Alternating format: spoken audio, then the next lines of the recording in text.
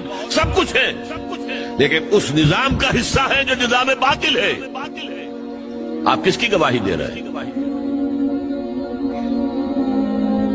وَمَن لَّمْ يَحْكُم بِمَا أَنزَلَ اللَّهُ فَأُولَٰئِكَ هُمُ الْكَافِرُونَ، جو فیصلے نہیں کرتے اس چیز کے مطابق جو اللہ نے نازل کی ہے، وہی تو کافر ہیں۔ تم نے کافر کسے سمجھا ہے؟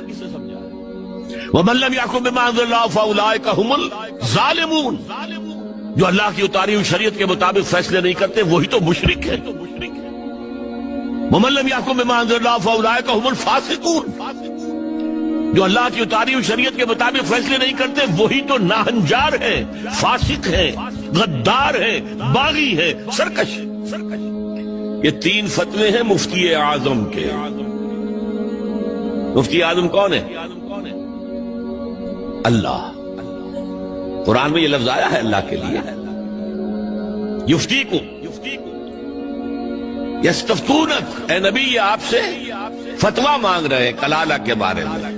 قل اللہ یفتیکم، کہہ دیجیے اللہ فتویٰ دیتا ہے۔ لو، تو مفتی اعظم کون ہے؟